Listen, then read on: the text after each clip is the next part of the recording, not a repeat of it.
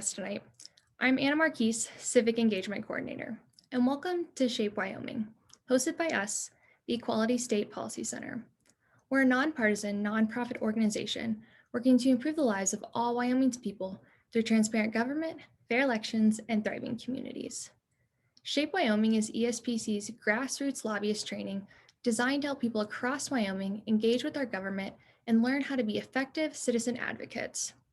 Traditionally, SHAPE is held in Cheyenne, but obviously things look a little different this year. So we'll be gathering here on Zoom every Monday from 5 to 6 until March 15th. I'd like to hand things over to Jen Simon, ESPC's Senior Policy Advisor, to give us a quick overview of housekeeping and introduce today's speakers. Thanks, Anna. Thanks to everybody who's joining us. We've had hundreds and hundreds of people over the last several weeks, and we know that people will be piling in over the next few minutes to join us. And we're excited to get started.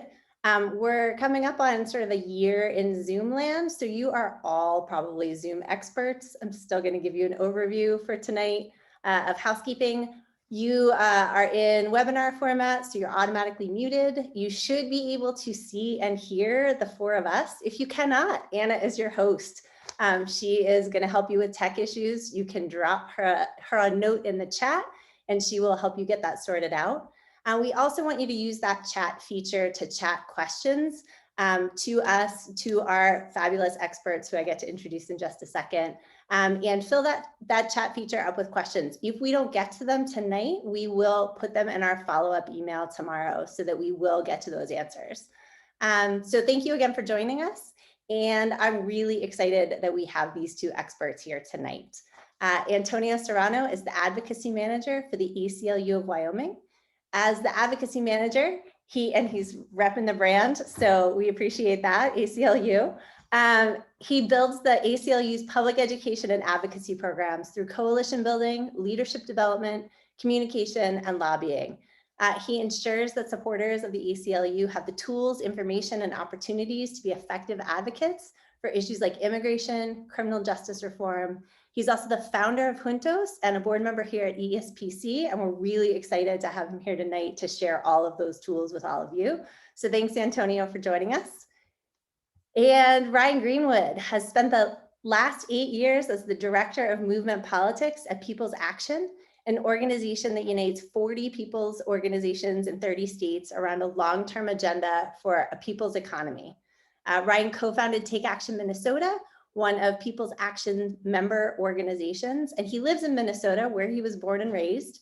He deeply believes in the importance of organizing people to build a government and an economy that both works for and is governed by the multiracial working class. And he's here to share all of his insight and information with you. So I will be very quiet for the rest of the time. I will keep track of your questions. I'll probably have some of my own, but we're really excited to have you both. And I'm going to hand it over to Antonio, who's going to kick us off. Right on. Thank you. Thank you. Hopefully, can you hear me? I'm not on mute, right? That's the quote of 2021 and 2020, right? Cool. So thank you for inviting me to be part of this. I really do appreciate being part of SHAPE. So today I'm going to be talking a little bit about how we organize for power and change, and more specifically, how we organize against two private prison companies. So tonight, we're going to touch base on, if my stuff would work, on 4 different topics. I'm going to talk a little bit about why we organize, how we build power, how to overcome challenges, and what's next after you do have success, which is always the good part. So first thing is, why do we organize? Excuse me, I'm having some technical difficulties. 1 second. All right, there we go, back on. We organize simply, as people of color, we organize for survival. Immigrants, communities of color are constantly under attack by harsh immigration policies and criminal justice system that keeps creating new laws and new crimes that always disproportionately affect communities of color. Organizing for abolishing private prisons and ICE is organizing so people don't die in inhumane cells just for seeking a better life. We organize to be seen. This means we're organizing to be represented in places of power to make sure that we are heard and we're not overlooked. You know, we hear far too often things like there's not even immigrants in Wyoming, which shows that we know we have a lot of work to do here. And we organize so that we can exist in a place that denies we exist. I grew up in a Wyoming that did everything it could to erase who I was. It was a Wyoming that would leave you behind if you didn't speak English. And it was a Wyoming where I had to hide who I was by making myself more acceptable to people around me. I wasn't Antonio Jose, I was AJ. And I tell you all this because it's important to remember that for us, all the bad did not start with just one person, one elected official, one president. The thing that immigrants and people of color are organizing to change are systemic and deeply ingrained in our society. And these are things that impact our lives in a very big way. So when I say we're fighting for our survival, I really, really do mean it. The for-profit prison industry is making a killing in the Trump era, especially after he has pushed for draconian policies in response to immigration in the United States. So there are two main for-profit prison corporations. One of them is known as Core Civic, which used to be referred to as Correction Corporation of America. They rebranded themselves because they got a lot of negative press. And there's also Geo Group. Well, under the Trump administration, Core Civic shares are up 20% since April 2nd, and Geo Group shares have risen almost 34%. So in just a few months, the stock prices have gone up considerably, and it is a direct response to Trump's immigration policies. Geo operates one of the President Donald Trump signed an executive order in January that tightened immigration enforcement. Recently, Trump urged police chiefs to arrest those involved in criminal activity so they can be deported. You know the illegals, you know them by their first name, you know them by their nicknames. You have that power. ICE may open a new detention facility to house illegal immigrants in custody in Utah, but that facility could be in Wyoming. A Utah company plans to submit a proposal for the facility in Evanston, about 85 miles northeast of Salt Lake City. ICE wants to build a facility, and they want it located within 90 miles of Salt Lake. ICE plans to start accepting formal proposals July 17th. So the proposed immigration prison in Uintah County meant that we had to organize to protect immigrant families and to protect lives. MTC was working with Uintah County Commissioners to try and build a 500-bed for-profit prison, and they didn't care what the community in Evanston or anyone else thought. They were determined to build a new prison in Wyoming. So how do you stop that? I mean, how do a handful of people take on a prison company and take on county commissioners on the other side of the state? How do you organize to fight that, you know? You simply do it by building power. You know, we knew the only way that we could stop this prison was to let the people who stood to be the most impacted take the lead. That meant that immigrants and Uintah County folks. So those are the people that we went to first to find out what they wanted to do and how we could back them up. This was our first challenge, and it was very difficult because in the beginning, immigrant folks didn't want to be part of the campaign. It was scary. You know, we were living through an administration that was targeting immigrants at an alarming rate and emboldening the community to target their neighbors. I mean, people were scared and still are scared. You know, who knows what could happen if your immigration status comes into question. So creating an environment for undocumented immigrants was an extremely difficult challenge. And when it came to public events, it was almost impossible to make it completely safe. So the way that we overcame this was we made it a point to have private events for undocumented immigrants in different towns. We did this to discuss the prison, to discuss their thoughts on the campaign and what kind of support that they needed in the community from us, not what we needed from them. You know, going into the community and talking face to face with people, meeting people, shaking hands is what helped the campaign grow. This is important, and it honestly is a little personal because when I was growing up here in Wyoming, there was nobody who cared about what me and my family were going through. There was nobody who cared about what my gente were going through, you know. But luckily for the campaign, planning and organizing, we're fortunate enough to have people who wanted to be part of that planning and organizing who were immigrants and children of immigrants. And they led all our decision making. Now, these are folks who were doing so much work behind the scenes during the whole stretch of the campaign, and they honestly deserve a lot more credit than they got. But they're the people who kind of kept us going. Gaining support was not easy. You know, we live in Wyoming after all, and we knew we were going to need the support of people on all sides of the political spectrum. And we knew we had to create a message that would reinforce our values, stick to what we believe in, you know, and while at the same time being able to resonate with everybody in Wyoming. Now, I can't stress enough how important it is to have good messaging when you're organizing. This is how you're framing the picture. This is a vital tool for how you gain support. And in a place like Wyoming, excuse me, you have to be smart, and you know, you have to be smart with how you do that. You have to be careful about how you craft your messaging. You know, it's so this is kind of the things that we came up with at Wow Say No. Keep families together. This is about family values, and as such, our priority needs to be to keep families together, prevent trauma, child trauma, and advocate for fair and just treatment of all human beings. Don't repeat the past. We can't repeat the past. Our past is already tainted with the dark history of Heart Mountain internment camps in our state. We cannot make the mistake of repeating the atrocities of the past. Rural communities need all of us. Our rural communities need us more now than anything. And as such, we have to work together to find solutions to our economic problems. Wyomingites think for themselves. I think this is something that we can all definitely relate to, and definitely know that people in Wyoming feel this way. As Wyomingites, we pride ourselves in being independent and taking care of ourselves. We need to continue to do that and stand up for those vulnerable in our communities. We don't detain for private gain. We cannot put our economic development on the backs of other human beings. That is not how we are. That is not who we are as a state and a country. So while ACLU took this messaging and they continued talking to people statewide, while Uinta County Say No focused their organizing in Evanston, we kept showing up to county commissioner meetings, kept writing, kept calling, kept having actions to make sure that the county commissioners knew that this prison was bad for immigrants who call Uinta County home and Wyoming, and it was bad for the local community in the state. We also worked to set up meetings with the governor and other elected officials who have the final say on whether a new prison is built in Wyoming. Now, with all 4 elected officials, it wasn't too hard. We just had to make a simple phone call, and we were able to get an appointment with all 4 of these folks.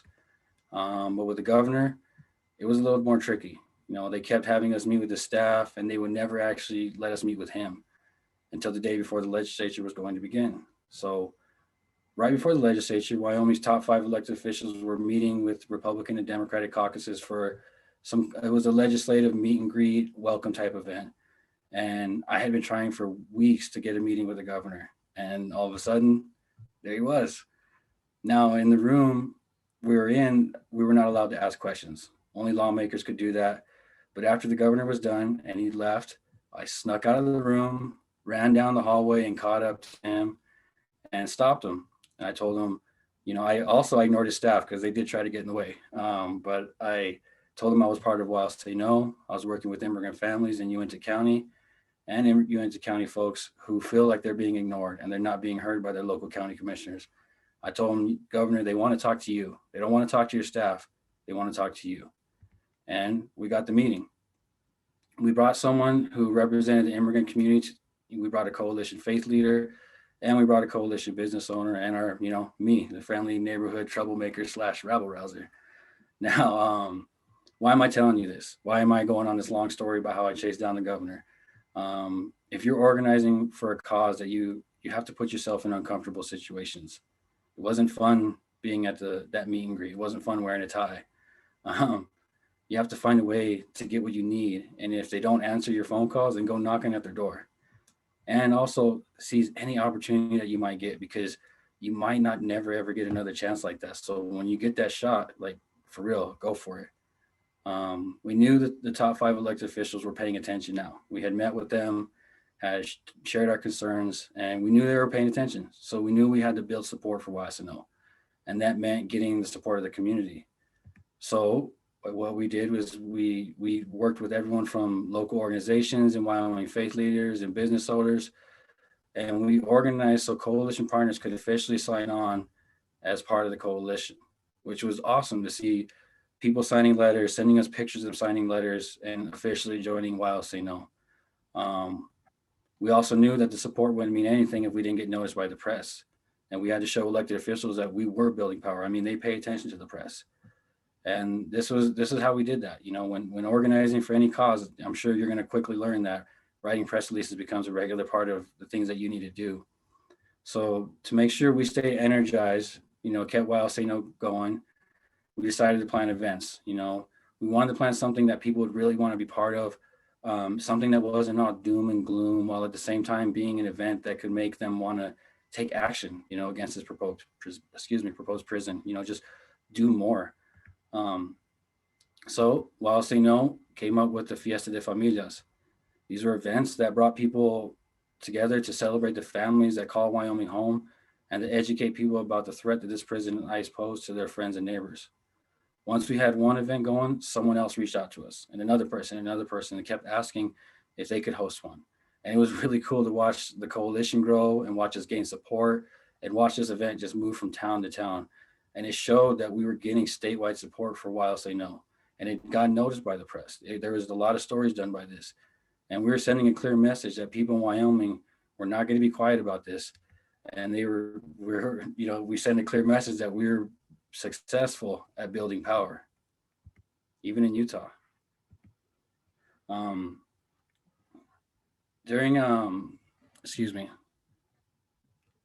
So throughout the next year, Wild Say No members, supporters led letter writings event to write the top 5 elected officials. They wrote op-eds, letters to the editor all over the state. We kept showing up for county commissioner meetings. We kept filing public records requests to try and really discover what was happening. And all this was happening while the national immigration news honestly just got darker and darker.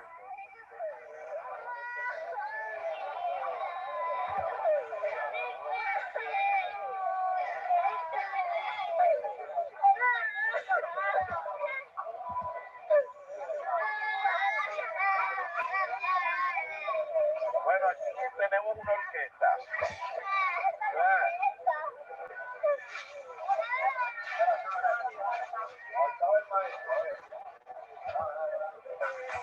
¿De dónde son ustedes? ¿Y tú?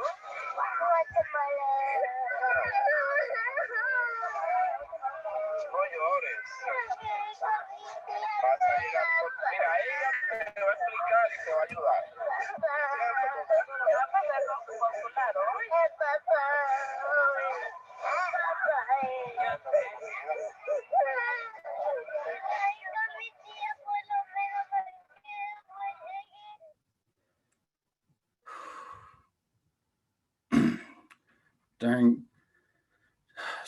During this campaign, more and more news came out of the horrible things that immigrants were enduring at the hands of Border Patrol and ICE.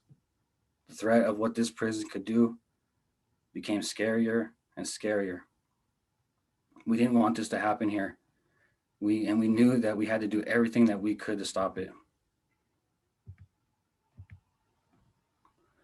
As I'm sure you can guess, this campaign was not all smooth sailing. It wasn't all great stuff, you know. We faced a lot of different challenges, and one that doesn't get talked about as much as it should is the risk that and the safety to organizers. You know, there were people in groups who were fully supportive of the administration, the brutality that they were perpetrating, and they saw us as the enemy. People in groups attempted to intimidate us. I mean, Wild Say No got threats from groups like Bikers for Trump. I remember going to an event in Gillette, and bikers kept driving around the park and circling, and twice they drove by and checked out the vehicle that I was driving. You know, hate and intimidation tactics are no new thing to people of color. This is something that we've lived with our whole lives, and it's not something that's going to deter us or me. You know, we didn't let this stop us. We just took some extra precautions to make sure that we kept everybody safe. We did things like checking in, you know, check-in calls, check-in texts. You know, we did everything possible to make sure organizers were safe on the road.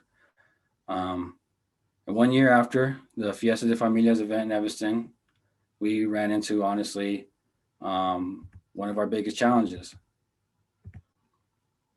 At our anniversary event, we announced that MTC had withdrawn its proposal, which honestly should have been good news, but we also had to announce that the county commissioners were trying to pursue a contract with CoreCivic. We discovered this through our public records request, which we submitted to Uintah County, and the county commissioner neglected to inform the community about this. And to make it worse, we discovered that it would now be 1,000 beds rather than 500. And the state had already sold the land to Uintah County. And John Barrasso was talking with ICE in DC, telling them that Wyoming wants this prison. And honestly, it felt like the mountain we were climbing just got a hell of a lot colder and a hell of a lot taller. Yeah, it was tough. And at this point, we knew it was the final round. We knew we were going against an opponent who was stronger, richer than us. We knew that elected officials in Wyoming were going to do anything they could to stop us. And we knew that the county commissioners weren't going to budge. They weren't going to change their mind. So it's time to take off the gloves. It was time to go after them as hard as we could. While St. Abe called them out for every chance we got, we called them out for their lack of transparency. We called them out for ignoring their constituents when time after time, While St. No filled county commissioner meetings opposing the prison.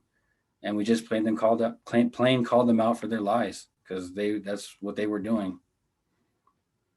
And this included meetings that they were supposed to be in secret. So people attended meetings that were and holding signs and asked questions that the county commissioners were honestly not ready to answer. And they were trying to stay away from people, making deals in places like country clubs where, in their words, they said, away from prying eyes. During the last stretch of this campaign, though, our supporters got more activated than ever. They made phone calls to local elected officials and John Barrasso. They did letter writing and postcard writing parties, and they continued sending emails, and they worked harder than I've ever seen people work to get petition signatures. We even had letter writing parties in Spanish, so that way elected officials could get letters from people in Wyoming who speak Spanish only. And some of their children at those events were even wrote letters, which is the one I'm sharing here. And, they needed to know that this community existed. Wyoming's elected officials needed to know that, and they needed to know that this community deserves to be heard. We also found ways to put ICE's feet to the fire and to work with groups like NRDC to issue public records requests around the environmental impact of this prison. And like I said, we took off the gloves. We dug in our heels for this last round, and we kept the campaign the news. We kept, the campaign activated, and we kept it alive. If you're going to be organizing for change, and if you're going to plan, you got to plan for the long game. You got to plan on how you're going to keep things going over a multi-year issue. And that's what we did. We organized the community behind us. We showed elected officials we have power. We showed MTC and Core Civic that Wyoming did not and does not ever want this prison. And then, finally, then one day I got a call from my colleague, and, the phone was ringing, and I picked it up, and all I heard her say was, "We won." And I knew exactly what she was talking about. And I asked her, "Is it over? Are you sure?" Because I didn't believe it. And she said, "Yes." It was a moment that I honestly will never, ever forget. Core Civic had withdrew their proposal. And this victory was not because of one person, group, or one single event. This success came from hard work being done by so many people all over the state. And it's thanks to volunteers and supporters helping us build up a strong coalition that believed and still believes in the mission. This success happened because we carefully and strategically planned every single step of it. And honestly, most importantly, we achieved this victory because the people who stood to be the most impacted led the whole way. That's why we won. So, now what? We conquered the mountain, through the snowstorm. We got through it. What are we going to do now? Well, with no prison to fight and no immigration detention center prisons in Wyoming, something really kind of presented itself to us. Well, shortly after the victory in Uintah County, we learned that places like Sweetwater County, Albany County, and a few other are working with ICE.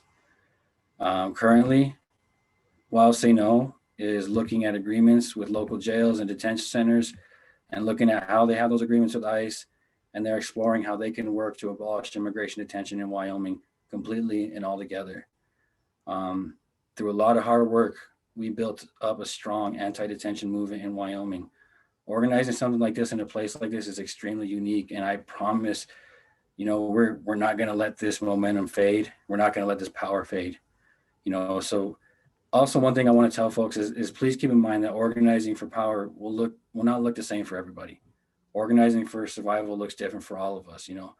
It might be better prison conditions for people who are incarcerated in Wyoming, or it might be reproductive rights, or it could even be police reform and divestment, you know what I mean?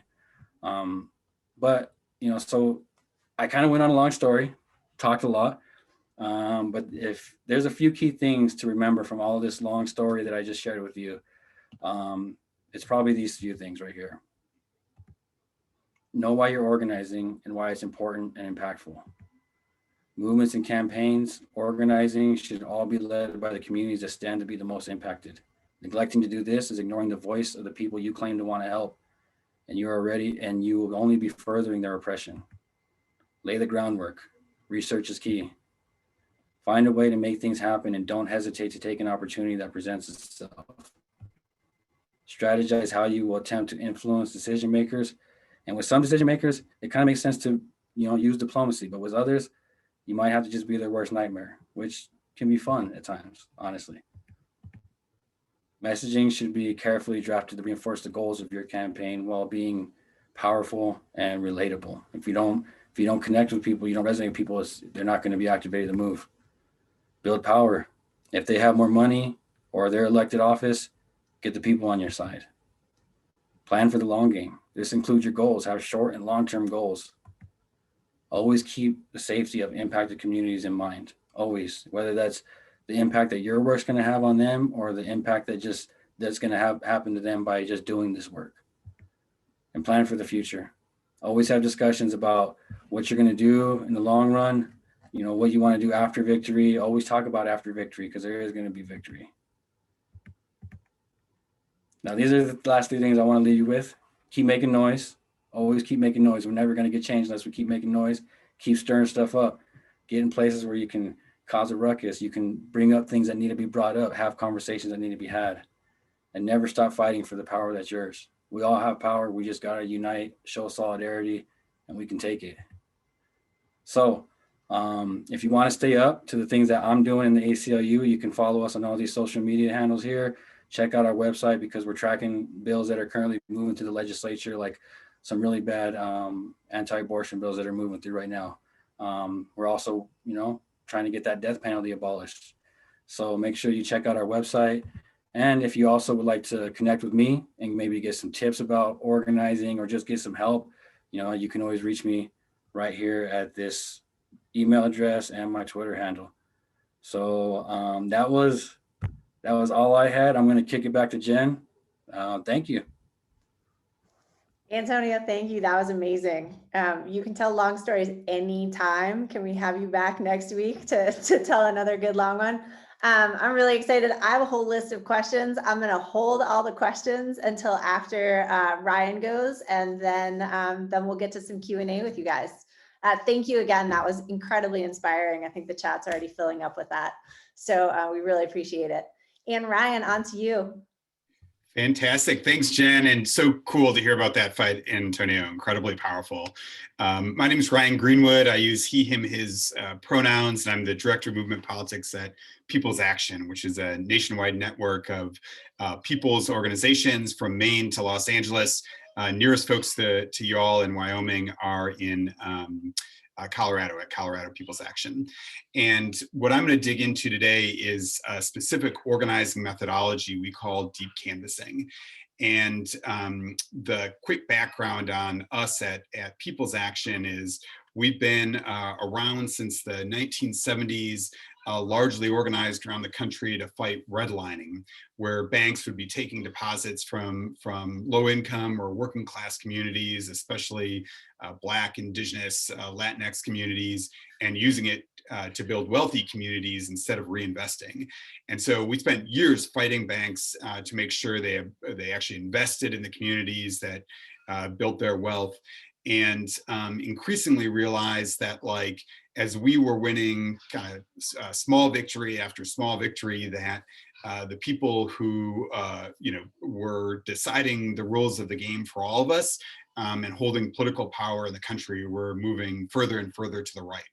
And so we built movement politics as a methodology so that our member leaders of groups like Iowa CCI Action that fight for clean water and against factory farms in rural Iowa with family farmers, or groups like Community Voices Heard Power in New York City, who organizes among public housing and public assistance recipients, actually are in positions of power and increasingly leading the country. So we've elected over 300 of our members to public office over the last 5 years.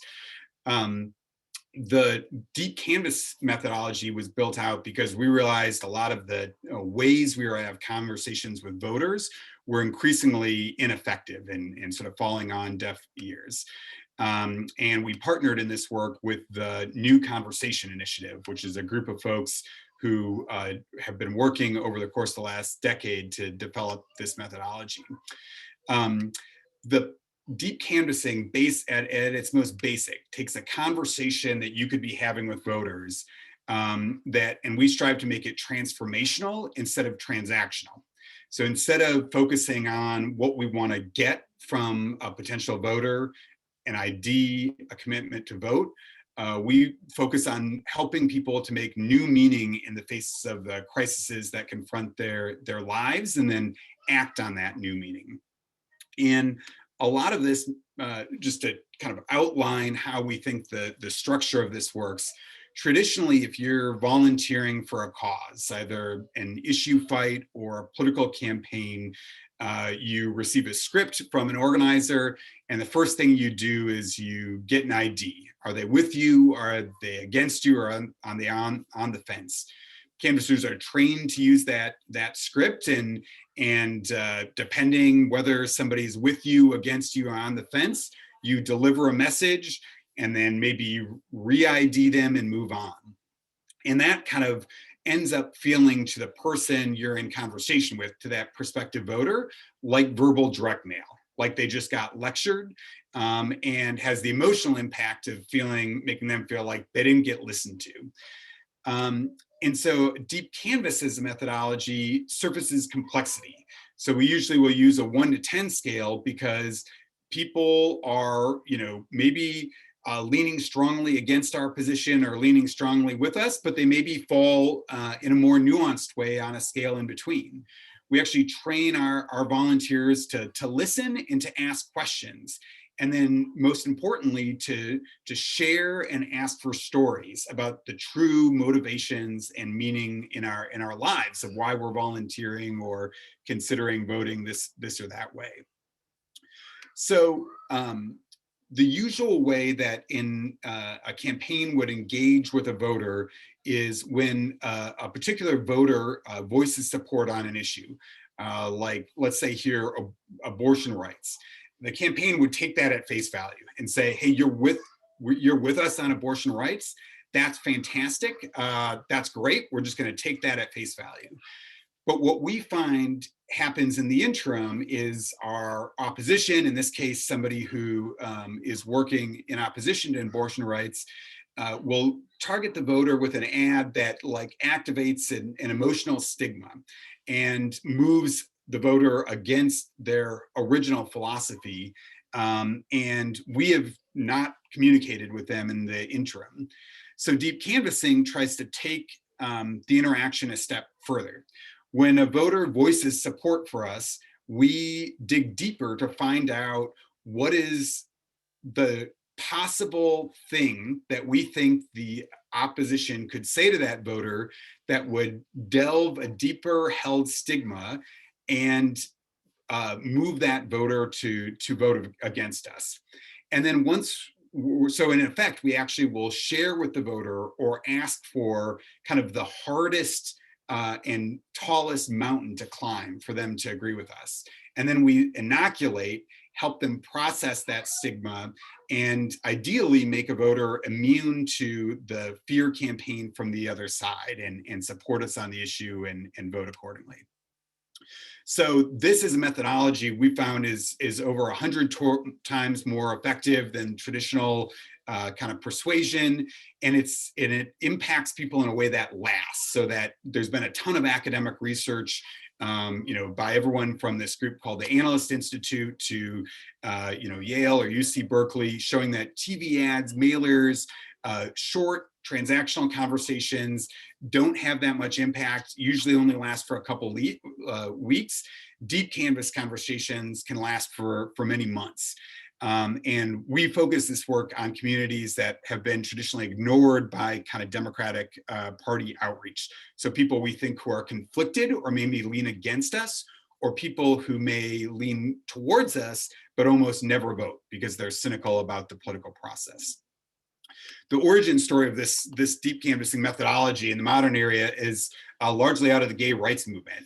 And our hat tip here is to folks at the Los Angeles Gay and Lesbian Center, the leadership lab there, who in the wake of a defeat of gay marriage on the ballot in California in 2008, went out and started knocking on doors of people in neighborhoods who they thought in advance were going to vote for gay marriage, and instead voted in opposition, to ask them why and learn from that experience.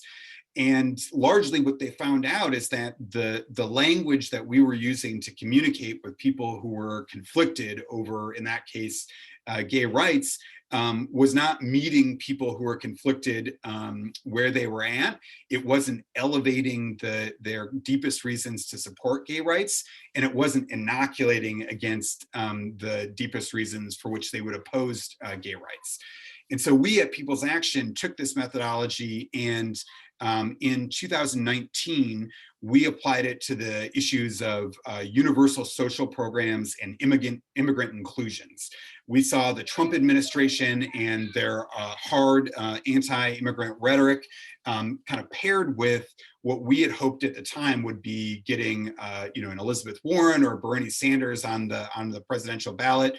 We thought, we eventually supported Senator Sanders and thought he's going to talk about a universal social program like Medicare for all, and the Trump administration response is going to be racism. That's going to be their counter message. And so we knocked on doors in rural North Carolina, Michigan, and Pennsylvania, and found people who were with us on Medicare for all, who absolutely supported the idea of getting rid of for-profit private insurance corporations and making healthcare a government guaranteed benefit. But then when we raised the idea of including undocumented immigrants, these people told us they were not only opposed to including undocumented immigrants, but were opposed to the whole idea of a universal social program like Medicare for all. They thought immigrant inclusion was so opposite from what they wanted.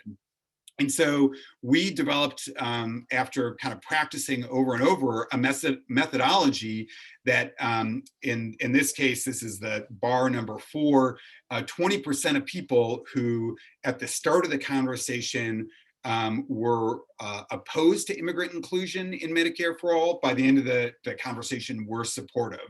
And that impact held over weeks after this experiment. We also realized in the course of doing that we might be able to drive down people's support for Trump. And so we ran an experiment on that and later proved that we could have these deep canvas conversations, move people's support who are conflicted or leaning towards former President Trump to supporting then Vice President Biden for president. So let's dig in a little bit more into the methodology. Here's some of the scale of the program. We had volunteers all over the country, Wyoming to Washington State to Mississippi, calling to talk to conflicted voters in states like Wisconsin and Arizona that would decide the outcome of the election, and held a lot of conversations, moved people. And next, at the end of the presentation, we're doing some of this deep canvassing work to pressure United States senators to pass a bold COVID relief bill and to elect people from our movement from Iowa to New York to Aurora, Colorado, who are running in municipal elections this year. So we're going to walk through some different structures of how a deep canvas script looks like. So in the beginning of a deep canvas script, We want to build rapport, understand the voters, and get an honest opinion about the election.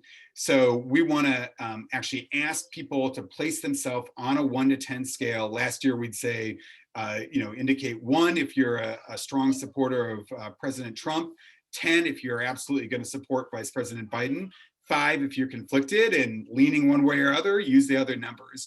We use a non-judgmental tone because we think that people who aren't with us yet, there's still an opportunity to move them to join us. In the middle of the script, we want to elicit a voter's personal stake story. So we want to move away from the Fox News and MSNBC talking points that dominate our political discourse and find out from an individual voter, why do they care? What impacts their life and that of people that they love? And usually to open that door, we have to share our own personal story. So when I was talking about with people about the election last year, I would talk about health insurance. And I'd talk about the fact that my health insurance, when I had to go to the emergency room via ambulance a couple of times for honest medical emergencies in the last couple of years, because when we called 911, the ambulance who came was ruled out of network by an insurance company. That put me and my family to have thousands of dollars in medical debt. And so that was one personal story of stress and crisis that I wanted to change with a new president. And in our personal stake story, we talk about the impact on us and our life. We paint a picture. We talk about the feeling of that crisis, not just the statistics and the raw stats of it.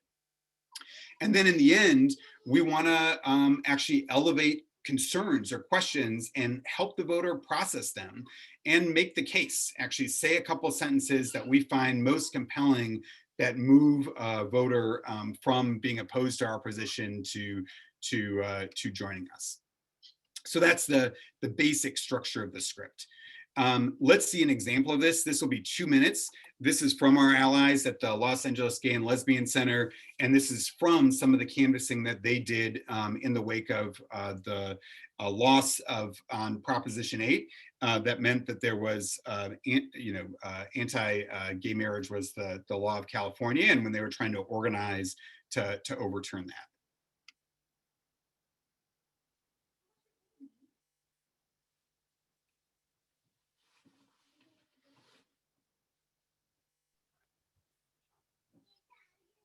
We might have a sound issue. It could just be me, Ryan. Yeah, it's not just me in terms of volume on that. Sorry. Got it. Okay, let me try one more time. Let me try to go back and then take out my earbuds. Let me try one more time. We're talking to folks about marriage for gay and lesbian couples. Do you remember that being on the ballot in 2000? Okay. Yeah, and do you remember how you voted on it? We didn't vote. You didn't vote. Okay. What would you say is on the side for you that's holding you back from supporting it? I'm just trying to understand better. Basically, I kind of didn't want to get involved. I didn't want to make the wrong choice. Yeah, sure. You want to do the right thing. Now you're making me think about this. I happen to have a cousin who's lesbian that I love very much. And she's been with another woman for like about 20 years. Oh, wow. That's a long time. So I don't have any prejudice towards that. What's your cousin's name? Her name is Jill. Jill. Okay. So it seems like Jill would be real happy, right, if she could get married.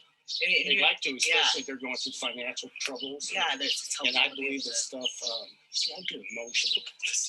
Yeah, me too. Yeah. Well, it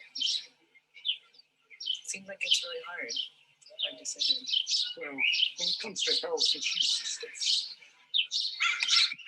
What? Just curious. Why does it, make you feel so emotional? Because right now you can't do things for each other. Yeah. That's gotta be really hard. I just knew how much you love and care for them. And for a lot of folks, it's about protecting this sort of idea of man, woman, and things like that. But for us, it's about protecting each other. Yeah, but you told me that I was bringing that stuff up, and I realized that about my cousins. much as I love them and stuff, I don't know that I take it in internally as much. Yeah. That's like you're saying about voting. Why didn't I? And now, because it wasn't something that was really super personal to me. So We're going to be voting on this again in the future. I mean, what do you think would be the right thing to I do? would vote for gays to be able to legally get married. And why? I mean, why does that feel right to you? Because I think if two people love each other, they love each other. You know, so couples, and I respect that.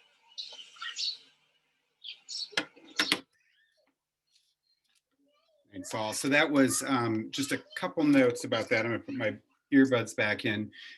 That was Jackson Darling with the Leadership Lab at the Los Angeles Gay and Lesbian Center. And the total conversation was about 20 minutes or over. We just edited it down so you could see kind of the big moves where Jackson is asking questions of the voter. And we got signed permission of them to kind of share this conversation so that you could see kind of the way in which we try to dig deep and have people elevate their personal stories so we can keep it away from the political rhetoric. So I think I'm going to stop there just for time and share folks just real quickly on a couple ongoing resources that may be useful. Sorry, it's just going to take me 1 second. So number one, we're doing deep canvassing right now on in favor of kind of movement candidates in municipal elections across the country and for COVID relief, trying to move away from the kind of dominant public discourse that has people thinking about kind of dollars and cents as opposed to their fellow human beings. And so if you want to learn how to kind of do the deep canvas methodology in either of those scenarios, we do kind of remote phone banks 5 days a week. And I'm going to share you on a sign up link for that. And then if you're interested in learning more just about deep canvassing in general, I'm going to share a link to a report that we did around the general election that includes videos and kind of other media. Thanks so much, y'all. Thanks, Ryan. I think that's a great intro to something that until you and I talked last week, I was not familiar with deep canvassing, and I'm excited to learn more about it. I'm guessing that Antonio is well versed in it based on the work that okay, cool. Because it feels like that, there were pieces of what you both talked about, both from the local on the ground level, Antonio and Ryan, you and the movement politics, big picture, that really feel like they fit together strongly. Which is kind of exciting. I don't know if you all have questions for each other. I definitely have questions for both of you, but don't want to talk over either of you if you have things that you want to throw in right now. I want to say real quick, I think that deep canvassing is pretty cool. And it also just shows how much organizing and stuff like that evolves and changes, because when I was taught to canvass, it was just about knocking on as many doors as you could as in one day, you know what I mean? And that kind of canvassing seems like it would support organizing and elevate it to a whole nother level. So I dig that. I want to learn more about it. Cool. Yeah, it was incredibly powerful hearing about the fight, and it's just incredibly good to hear about a win when it's been a hard couple of years. And I mean, I guess my one question, if it's all right for you, Antonio, would be when you thought about the way in which decision makers were kind of thinking about, allowing a for-profit prison, what was the way that they saw the world that you thought you had to change in your organizing? Or do you think that you had to change a way in which they saw the world? Yeah, we tried. We tried to change their mind, but it was about with the county commissioners, it was about getting them to see that it was more than just jobs, that wasn't all that was going to come to their community if they brought this prison. With the elected officials like the governor, it was about trying to convince them that they had a say over this, because there was a whole argument on, well, this is the detention center, so technically we don't have to say on it because it's not a prison.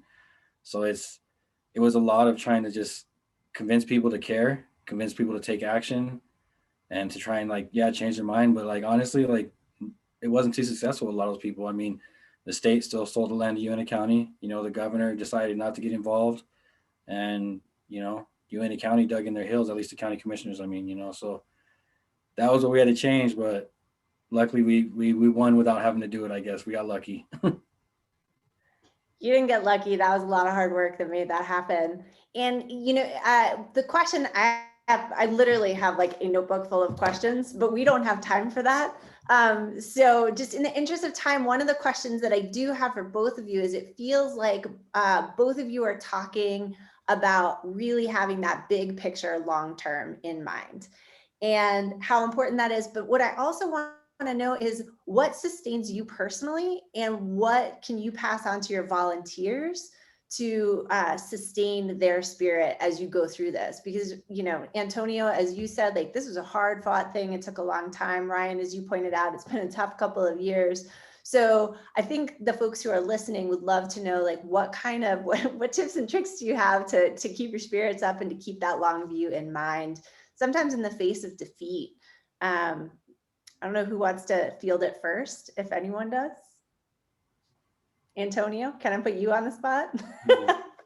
Yeah, I guess what keeps me going is like I said in the beginning, this is personal. My father's an immigrant, and this stuff has been a lifetime of the experience. You know what I mean? And I was talking with a friend today and about why we stay in Wyoming to continue. You know what I mean? When it's so challenging and there's so much against us. You know what I mean? And even my kids have asked me that, like, why do you want to stay this place when everybody feels like they hate you?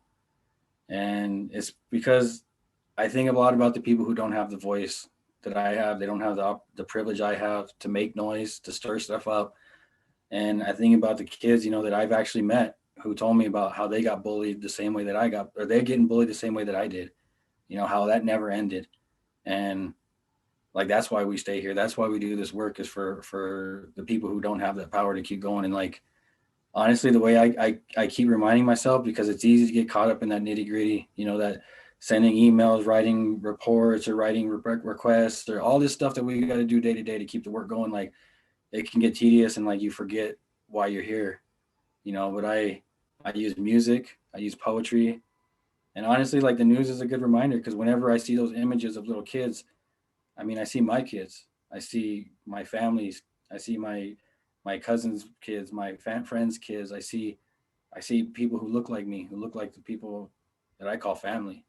So like, it's deeply personal for me. So it's a little easier for me to keep going, because there's I got in a fight that I'm not ready to end yet. You know what I mean? Thank you for that. Just incredibly powerful reminder of why we stay in the state and what's really truly at stake, and also the privilege of having a voice. I appreciate you lifting that up in exactly that way. Thank you. And Ryan, your thoughts on how do we keep focused on the long haul, sustain our spirits? Yeah, I mean, the one thing that has helped me is sort of moving the goalposts again a bit, because like, if you get involved in either organizing or politics or social change, and you see you win or you lose, and it can start to feel like you're on a treadmill. And what we've found inspiring people's action is starting to say, how did we get here in the first place? How did right-wing, racist, corporate power come to dominate so much of American public life? And then where would we want to go? And so that, for us, was a long-term agenda for a people's economy. And then when we start working on elections or doing campaigns, we start to think about, like, what's the project of changing people's hearts and minds for the long term, so that it's not about, yes, it's about getting people to vote right and to vote, but it's not just about that. It's about how to align our worldview and their humanity with ours, and ours with theirs, for the long term. And I think that work, even if you do lose an election or lose an individual issue fight, that's the work that sustains and sticks around afterwards. Thank you very much. I'm finding myself pretty much at a loss for words, because you've both been incredibly inspiring. And I think that this is the kind of conversation that, at least for me, like fills me back up and feeds that sort of need for support and community that makes it possible to get up every day and continue to do the work, and serves as a reminder that like we do the work because not everybody has the opportunity to have a voice or make a different choice. Antonio, before I hand it back to Anna for the outro, to take us home for the night, any closing words for our audience? Try and have a fighter mentality. So whatever they throw at you, whatever they put up that discourages you, just take that punch in the mouth and tell them, is that all you got? And get back in there. Perfect. That is, I'm gonna keep that as my mantra for the whole legislative session. So thank you. And thank you both so much for being here. Thanks to all our participants for listening in. And I'm gonna hand it back over to Anna to wrap us up for the evening. Sweet. I'm going to drop some links in the chat.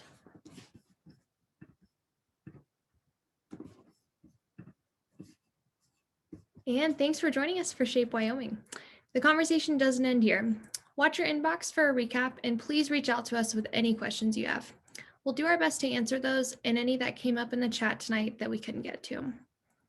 And as a reminder, the Equality State Policy Center is a 501c3 nonpartisan nonprofit organization. We rely on charitable gifts to fund all of our work.